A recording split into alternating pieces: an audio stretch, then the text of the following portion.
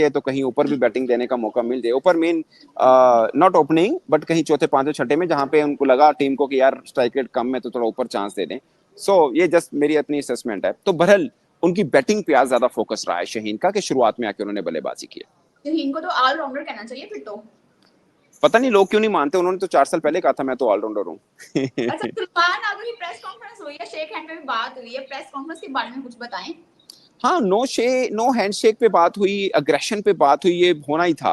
No handshake पे उन्होंने बोला कि मैं 2007-8 से क्रिकेट खेल रहा हूँ, लाइक क्लब से समझ लें या ऊपर से। वैसे इससे पहले भी ना, जब लाहौर लाइन की टीम गई थी तो वो पाकिस्तान टीम नहीं खेली, बहुत पहले की बात है, जब चैंपियंस लीग होती थी तब भी वो टीम का हिस्सा थे। तो वो ऑलरेडी इंडिया गया हुए थे। तो उन्होंने बोला कि मैं जब से क्रिकेट खेल रहा हूँ, मेरे वाले सब जब से देख रहे हैं, इतने अरसे से चल रहा है कि हैंडशेक तो it's not that big issue, ये तो चलता ही है। बट उनकी मर्जी, अगर वो नहीं करना चाह रहे तो नहीं करना चाह रहे।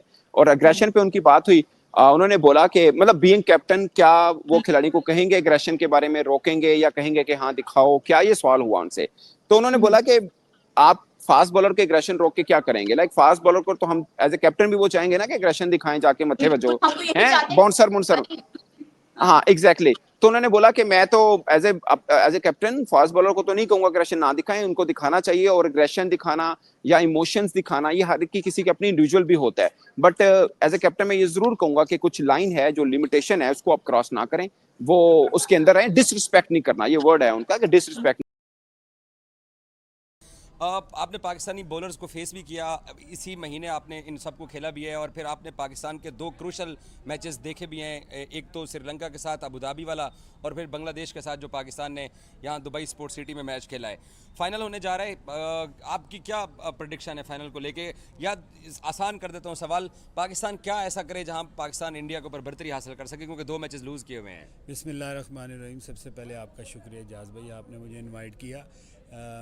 दुबई की कंडीशन के हिसाब से जो मुझे लग रहा है, टॉस बहुत ज़्यादा क्रूशल है जो कल मैच होने जा रहा है। मुझे ऐसे लगता है अगर पाकिस्तान टॉस जीत के पहले बॉलिंग करेगा तो फिर ये टफ़ मैच होगा, एक अच्छा कंपटीशन आपको देखने को मिलेगा। अगर तो पाकिस्तान ने पहले बैटिंग की, फिर मुझे ऐसा नहीं लगता मैच में मुकाबला होगा। ये मेरा पर्सनल ओपिनियन है जाज भाई, क्योंकि एक मैच में हमने 127 किया, एक मैच में हमने 170 किया, और इंडिया ने दोनों मरतबा चेज कर लिया। और कल रात भी जो श्रीलंका चेज कर रहा था वो भी 200 उन्होंने जाकर मैच टाई किया। ये आप कहते हैं कि सेकंड में चेज आसान हो जाता है? हाँ, इसलिए उसका रीज़न है क्योंकि जब आप पहली इनिंग में बैटिंग करते हैं, पिच थोड़ा स्लो होता है, उसके बाद अंडर लाइट जैसे 20 ओवर होते हैं, आपको पता लाइट का सेक्स होता है, तो उससे पिच थोड़ा हार्ड हो जाता है। और सबसे जो मेजर प्रॉब्लम है वो ड्यू है।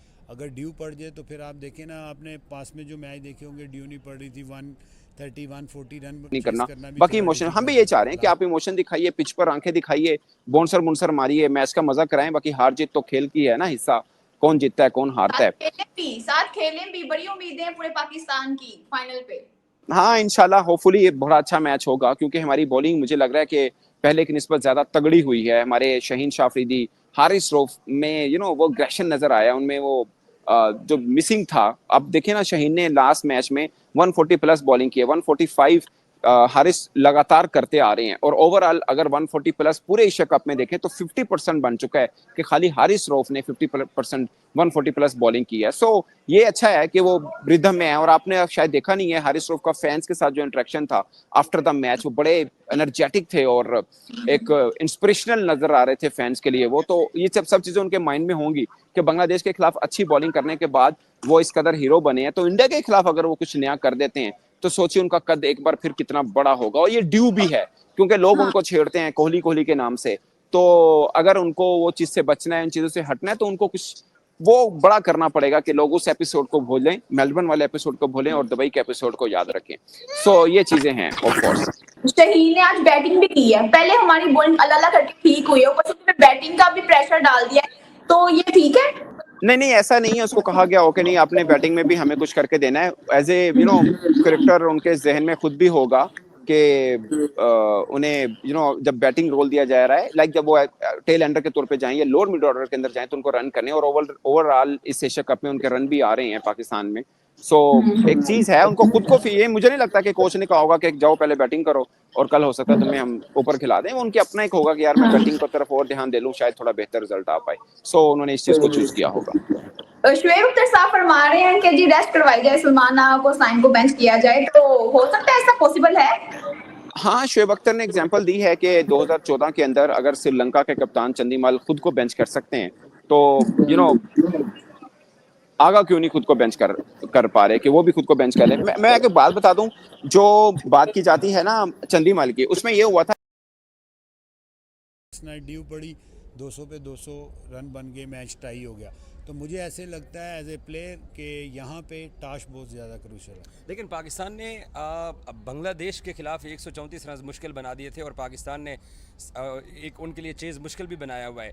वो जो स्ट्रेंथ या सलमान अली आगा की टीम ने, या जिस तरीके से वो अपने बॉलर्स को सही तौर पर इस्तेमाल करता रहा, वो भी तो एक सलमान अली आगा के माइंड में एडवांटेज होगा। और बाय द वे उन्होंने आज प्रेस कॉन्फ्रेंस में बोला है कि टॉस जो है वो सिर्फ एक मैच गेम स्टार्ट करने का एक बहाना रह गया है। ये उनका हो सकता है पर्सनल ओपिनियन हो, हमें बैक करना चाहिए उनको, लेकिन अब मैं एज ए क्रिकेटर अपना आपको राय बता रहा हूँ, क्योंकि मैं यहाँ पे खेलता हूँ, मेरी होम ग्राउंड है। आपने देखा होगा पास में जो मैच हुए हैं, सिर्फ नए बॉल पे रन बन रहे हैं। आपने देखा होगा 10 ओवर में पाकिस्तान ने भी 91 बनाए, फिर इंडिया ने 100 बना दिया, फिर उसके बाद इंडिया अगेंस्ट बांग्लादेश 168 पे ऑल आउट हो गया।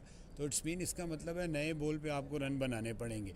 तो मुझे ऐसे लगता है एज ए प्लेयर इस कंडीशन में टास बहुत क्रूशल है, और मैं कहता हूँ पाकिस्तान टास जीत के पहले बॉलिंग करे तो मैच का रिजल्ट डिफरेंट आपको देखने को मिलेगा। और अगर सपोज वही सूरत हाल दोबारा हो जाती है जो कि इंडिया ने दोनों मरतबा पहले बैटिंग करके, हम पहले पाकिस्तान ने बैटिंग की और इंडिया ने चेज़ किया है, तो उसमें आप समझते हैं कि वो श्रीलंका वाली हिकमत अमली इख्तियार करनी पड़ेगी कि आपको फिर लंबा स्कोर करना पड़ेगा? ओबियसली ज़ाहिरी बात है, आप स्किलफुल टीम के साथ खेल रहे हैं, लेकिन अगर आप दोनों टीमों का कंपैरिजन करें, पाकिस्तान और इंडिया, तो एक प्लेयर का ही डिफरेंस है दोनों टीमों में। आप देखें थ्रू आउट उसने मेरा ख्याल है 200 की स्ट्राइक रेट से रन बनाए हैं, तो ओबियसली अभिषेक शर्मा उनका बिग डिफरेंस है। आप देखें हर मैच में उन्होंने रन बनाए, मेरा ख्याल ऑलमोस्ट 350 रन उन्होंने टूर्नामेंट में बना दिए हैं, तो वो बंदा फॉर्म में है।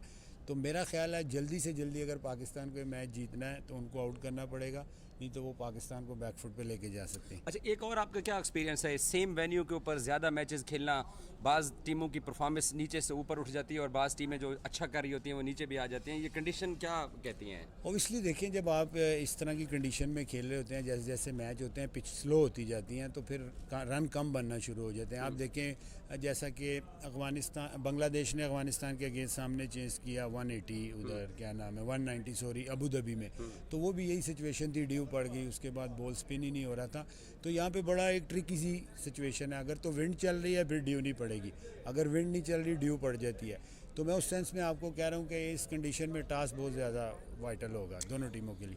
आप क्योंकि खुद एक तगड़े बल्लेबाज हैं और पाकिस्तान की डोमेस्टिक क्रिकेट में भी आपका एक नाम रहा, आप भी आपने इंटरनेशनल लेवल पे अपना नाम बनाया। साइम अयूब का जो प्रॉब्लम चल रहा है, क्या ये बैट्समैन इस तरह के एक मुसीबत में फंस जाता है, इससे निकला कैसे जा सकता है? देखिए ओबियसली मैं आपको बताऊं, बड़ा अच्छा कि उनको पहले मैच में वो खुद को बेंच नहीं किया था उन्होंने।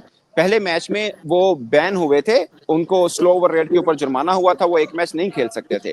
तो उसके अंदर लाहिरू थरिमाने खेले थे और उन्होंने थोड़े रन कर दिए थे। फिर सेमीफाइनल और फाइनल बनता था, तो चंदीमल ने खुद डिसाइड किया कि चले मेरे से रन नहीं आ रहे, थरिमान जो हैं वो रन कर रहे हैं। तो उन्होंने खुद बोर्ड को और टीम मैनेजमेंट को बोला कि ठीक है, सेमीफाइनल फाइनल मैं नहीं खेलता, तो मेरी जगह पे आप किसी को कप्तान बना सकते हैं, जो कि उन्होंने बाद में मिलिंगा को बना दिया था और थरिमाने खेले थे। उन्होंने सेमीफाइनल में 40 रन की इनिंग भी खेली थी थरिमाने ने, जो कि काम आई थी ऑफ कोर्स। सो ये हुआ था। बट पाकिस्तान के मैटर में मैं ये कहूंगा कि पाकिस्तान का ये चल रहा है कि अगर आपको ये करना है कि सलमान अली आगा को बेंच करना है, तो आपके पास दूसरा कोई बेटर नहीं है जो बेहतर खेल सके। हाँ ठीक है, हसन नवाज को मैं भी मानता हूं कि प्लेइंग 11 में आना चाहिए, मगर रिप्लेसिंग सलमान अली आगा तो शायद गलत होगा। आपके साइम भी तो रन नहीं कर रहे हैं। कहने को आपके पास कीपर की और ऑप्शन साहबजादा फरहान है, मगर मैं नहीं कहूंगा कि फाइनल में आप कीपर बदल दें, बट कीपर भी रन नहीं कर रहे हैं। सो एक चीज जो बनती है कि साइम अयूब को आप बिठा सकते हैं या हुसैन तल्लत को आप बिठा सकते हैं और उसकी जगह पे हसन नवाज आ सकते हैं। अगर हाई स्कोरिंग मैच हुआ तो आपको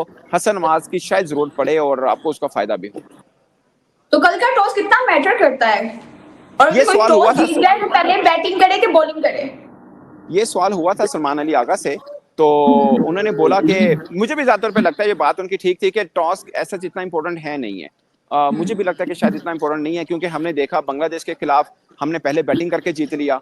यहाँ पे जो कल इंडिया श्रीलंका का हुआ, तो इंडिया ने भी अच्छे रन किए थे, गच्चे 202 पर श्रीलंका भी पहुंच गया था। सो यहाँ पर दुबई के अंदर जो पहले होता रहा है कि आप टॉस जीते हैं, पहले बॉलिंग करें, बैटिंग करना आसान हो जाता है, वो वाला सीन शायद थोड़ा कम है। हाँ, अगर आप इंडियन पर्सपेक्टिव पे पूछ रहे हो तो मेरी गट फीलिंग ये है कि अगर इंडिया टॉस जीतता है तो शायद वो पहले बॉलिंग करे। अगरचे पिछले संडे में स्काई ने कहा था स्काई ने कहा था कि कि वो भी पहले बैटिंग को भी तरजीह देना चाहेंगे। नहीं, किसी और टीम के खिलाफ मैच था जिसमें उन्होंने कहा था कि वो खुद भी चाह रहे हैं कि बैटिंग पहले कर लें। तो बांग्लादेश के साथ मैं भी बांग्लादेश के खिलाफ था। ये चीज हो सकती है कि उनके मन में हो कि पहले बैटिंग करो, 180 90 200 स्कोर करो और पाकिस्तान को बैकफुट पे रखा जाए, क्योंकि पाकिस्तान की बैटिंग तो चल नहीं रही है।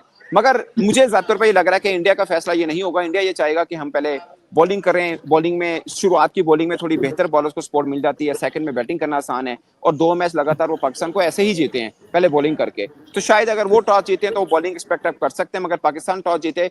पिछले संडे तो यही था कि पाकिस्तान भी बॉलिंग करता, मगर अब मुझे लग रहा है कि पाकिस्तान शायद पहले बैटिंग की तरफ ही चला जाए। और प्लेइंग 11 में चेंजिंग नजर आ रही है कि सेम वही होगी? देखें, मांग तो बहुत है सबकी कि हसन नवाज टीम में आने चाहिए, शायद हुसैन तल्लत की जगह पे आ जाएं या किसी तरह भी आएं, बट मुझे लग रहा है कि Pakistan team management regarding batting, तो मैंने भी उसको यही बोला, जब आप परफॉर्म नहीं कर रहे होते ना इजाज़ भाई, तो आप बहुत ज़्यादा एज ए प्लेयर शेल में चले जाते हो। तो उस टाइम जो आपकी फैमिली, आपके दोस्त, फ्रेंड, क्रिकेट सर्कल में जो भी आपको जानते हैं, तो उनकी सपोर्ट की आपको बहुत ज़रूरत होती है, क्योंकि आपको ऑब्वियसली कॉन्फिडेंस चाहिए होता है। तो बैटिंग में तो उसने नहीं किया, लेकिन बॉलिंग में उसने बहुत बड़ा इम्पैक्ट डाला, इवन दो लास्ट मैच में भी। और मैं इंशाल्लाह उम्मीद करता हूँ कि कल के मैच में आपको डिफरेंस आएगा, क्योंकि जो लास्ट मैच इंडिया के साथ हुआ था, उसकी एक चीज़ अच्छी मुझे ऐसे लगी एज ए प्लेयर, क्योंकि मैं खुद भी क्रिकेटर हूँ, कि वो नेगेटिव शेल में नहीं रहता, पॉजिटिव रहता। आपने देखे इंडिया के खिलाफ भी वो बेसिकली आप देखें शॉट मारते आउट हो रहा है, अगर मैं गलत ना हूँ। तो जब इस तरह की सिचुएशन हो एज ए बैट्समैन, तो मैं उसको यही एडवाइस करूँगा, जो पहले 10 15 20 रन है आप कोशिश करें डाउन द ग्राउंड करें, तो जब आपको कॉन्फिडेंस आए उसके बाद अपने शॉट मारें। आखिरी सवाल साहब, कप्तान सलमान अली आगा और Mohammad Haris wicket keeper batsman spin के सामने भी थोड़ा फंस रहे हैं, पेसर्स के सामने भी फंस रहे हैं। अगर इंडिया के खिलाफ स्कोर करना है तो इन दोनों को क्या ऐसा गियर चेंज करना चाहिए as a UAE local player के तौर पर, आप क्या एडवाइस करेंगे? मेरा ख्याल है जो हारिस भाई है ना, उनको टॉप ऑर्डर में बैटिंग देनी चाहिए, स्पेशली वन डाउन। अगर आपको मिडल ऑर्डर खिलाना है तो फिर हारिस भाई को आप ड्रॉप करके हसन नवाज को डाल सकते हैं, क्योंकि वो थ्रू आउट अच्छा करता आ रहा है, PSL में भी, पास में भी। चले ये अनफॉर्चुनेटली टूर्नामेंट इतना अच्छा नहीं गया, फिर हम साहब फरहान से कीपरिंग करवा सकते हैं। खैर वो टीम की अपनी एक स्ट्रेटजी है, मैं अपनी ओपिनियन आपको दे रहा हूँ। तो आगे का तो हमें पता है, हमारा भाई है छोटा, हमारे साथ सारी क्लब क्रिकेट भी खेला, फर्स्ट क्लास वगैरह। तो अभी उससे भी यही बात हो रही थी कि कल तगड़े दिल से आना, बड़े दिल से खेलना। गेम है, एक टीम जीतेगी एक हारेगी, जैसा कि लास्ट मैच में हारिस रऊफ का अग्रेशन था, बड़ा अच्छा लगा दिखने को एज ए प्लेयर। और इस तरह की चीज़ें होंगी तो मज़ा आएगा। बहुत शुक्रिया। अग्रेशन की आसिफ भाई ने बात की है कि अग्रेशन एक ऐसी चीज़ है जो कि पाकिस्तान को इंडिया के ऊपर बढ़तरी दिला सकता है, लेकिन पाकिस्तान के बैट्समैनों को अपनी गलतियां दुरुस्त करनी जाएगी, क्योंकि ये यूएई के स्टार लोकल प्लेयर हैं। और आपने देखा भी है पाकिस्तान के खिलाफ इन्होंने बड़ी अच्छी बैटिंग की थी। तो जैसे साइम के बारे में बोला कि जैसे वो अपने आप को नेगेटिव शेल में नहीं लेके जाते हैं, तो इसी तरीके से अगर पॉजिटिव रहेंगे तो रिजल्ट भी पाकिस्तान के हक में पॉजिटिव जितना मैं समझता हूँ प्लेइंग 11 में, अगर से सवाल हुआ प्रेस कॉन्फ्रेंस का, उन्होंने बोला पिच को देखेंगे, ये वो करेंगे, वो जाहिर है डिप्लोमेटिक जॉब होता है हर कप्तान का प्रेस कॉन्फ्रेंस में। बट मुझे ये लग रहा है कि पाकिस्तान प्लेइंग 11 में चेंज नहीं करेगा, जो चल रहा है उसी को लेके चलेंगे। एक कॉम्बिनेशन बना हुआ है, एटलीस्ट 2 मैच आप जीत गए हैं अपनी जैसी टीम के खिलाफ ही सही, बट जीते हैं। उस कॉम्बिनेशन को तोड़ेगी नहीं टीम मैनेजमेंट। अभिषेक बच्चन ने भी ट्वीट की है। हाँ, अभिषेक बच्चन ने, हाँ, वो शुएब अख्तर के हवाले से उन्होंने की है। शुएब अख्तर ने, चूंकि उनके मुंह से निकल गया अभिषेक बच्चन, तो उन्होंने कह दिया कि भाई मैं तो खेल ही नहीं रहा। उन्होंने ये भी कहा मुझे खेलना नहीं आता, लेकिन मुझे भी आउट नहीं कर सकते। और फनी था, जाहिर है उसको फनी रिप्लाई किया, मगर स्लिप ऑफ टंग था शुएब अख्तर का, तो उसमें उन्होंने ऐसा बोल दिया। सूर्या कुमार यादव पे बड़ी तनकीद हो रही है, स्पेशली इंडियन मीडिया बहुत तनकीद कर रहा है कि उन्हें अब रेस्ट करना चाहिए। जाहिर है उनके बल्ले से रन नहीं आ रहे हैं, बट पाकिस्तान के खिलाफ एक मैच में उन्होंने 40 प्लस की इनिंग खेली थी। उनका कह सकते हैं कि एक लू पूल जो है वो उनका कप्तान है as a batter, not as a captain. As a captain उनकी बॉडी लैंग्वेज गिरी नहीं हुई है, भले रन नहीं आ रहे, उनकी बॉडी लैंग्वेज गिरी नहीं हुई। और बट सूर्या है 167 का स्ट्राइक रेट है, 400 हैं उसके T20 में। आई डोंट थिंक सो कि उस पर इंडिया डाउट करेगा कि नहीं खिलाएं। अगर उसको नहीं खिलाना फिर रिंकू सिंह नीचे खिलाएंगे आप, आई डोंट नो। फाइनल के ऊपर कप्तान थोड़ी बदल देंगे वो। Thank you so much Sana, कि देखते हैं कल क्या मुकाबला होता है। Best of luck both team, bye bye. आपका स्वागत है हिंदुस्तान मेंशन में। दोस्तों आज हम बात करेंगे इंडिया वर्सेस पाकिस्तान के मैच के बारे में। जैसा कि 2 मुकाबले हारने के बाद पाकिस्तान की टीम बौखलाई हुई है। वो कह रही है कि पाकिस्तान में मीडिया का कहना है कि इंडिया को फाइनल में हरा के अपना बदला पूरा करूँगा। दोस्तों आपको क्या लगता है, पाकिस्तान इंडिया को हरा देगी? दोस्तों कमेंट में ज़रूर बताएं, इंडिया जीतेगी या पाकिस्तान